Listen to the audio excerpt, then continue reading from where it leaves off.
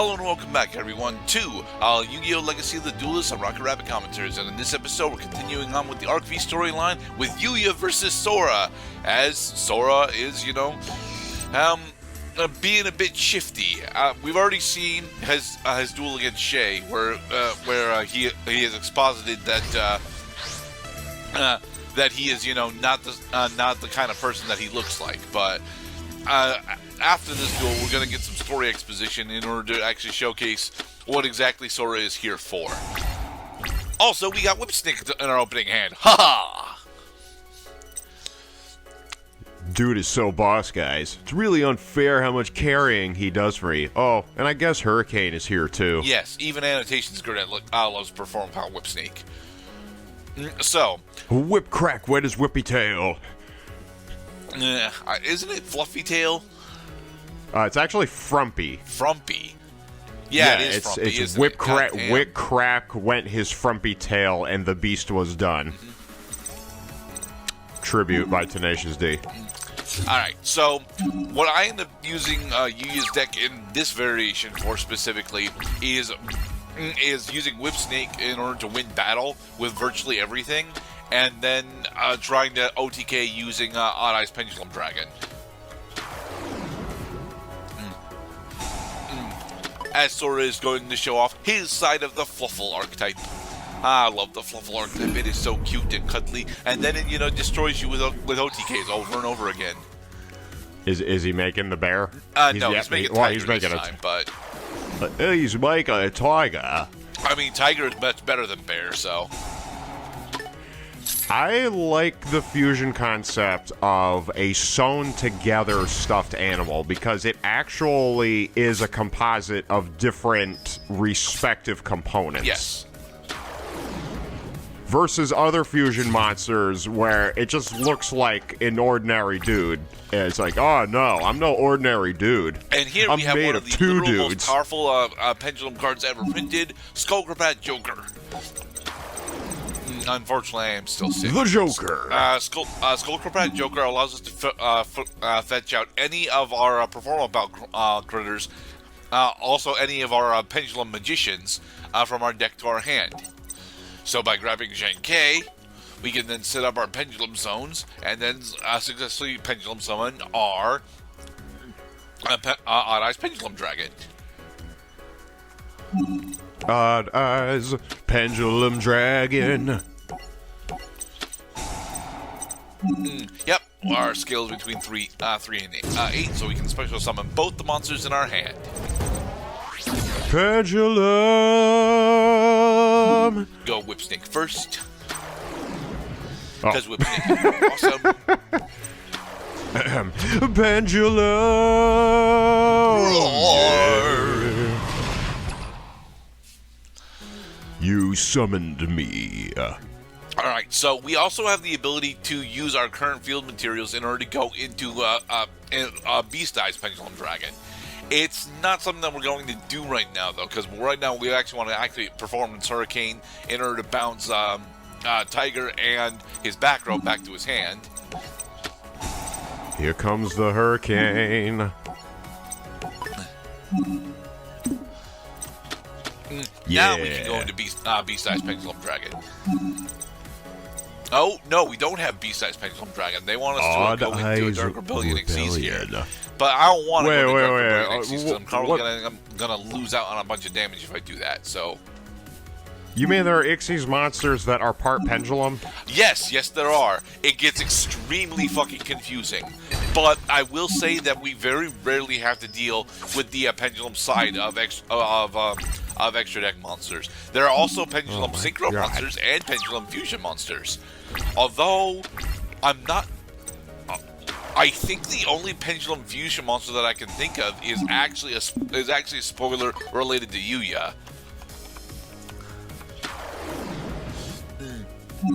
So here, Sora is going through a relatively standard Fluffle Fusion line in order to bring out, I think this is Chimera, right? Sabers and Two Beasts is... Jesus. No, another copy of Tiger. Okay.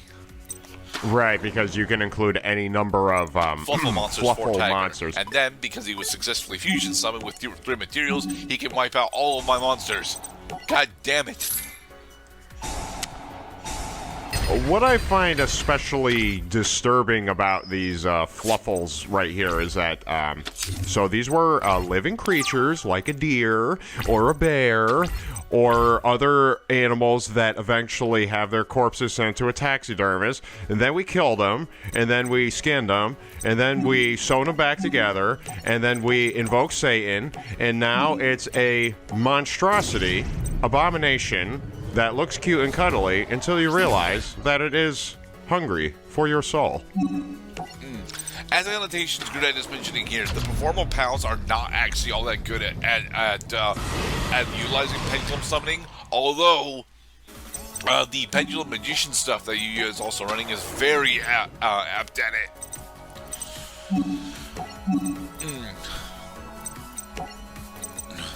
Odd Eyes Rebellion Dragon. So, have Odd Eyes Pendulum Dragon attack over Tiger, and then attack directly for almost game with Zenkai. And Almost unfortunately, game. we don't actually have a rank 7 Ixies monster that we can go into. All right, the extra monster zone. I forgot about that.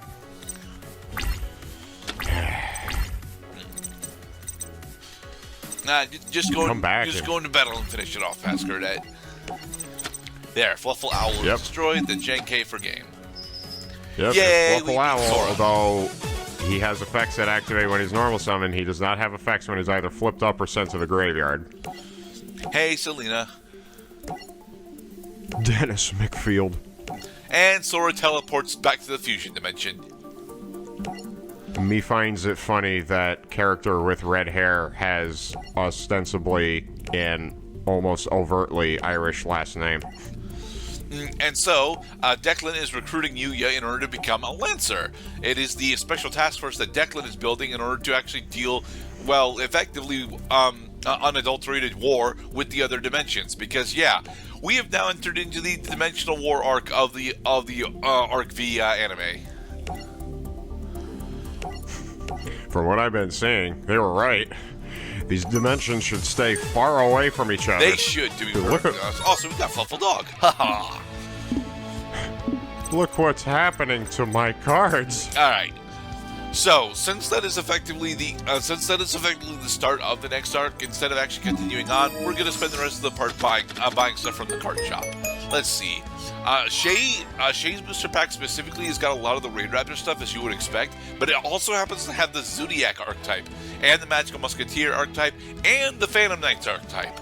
So yeah, there's a lot of stuff in Shay's pack that is really cool.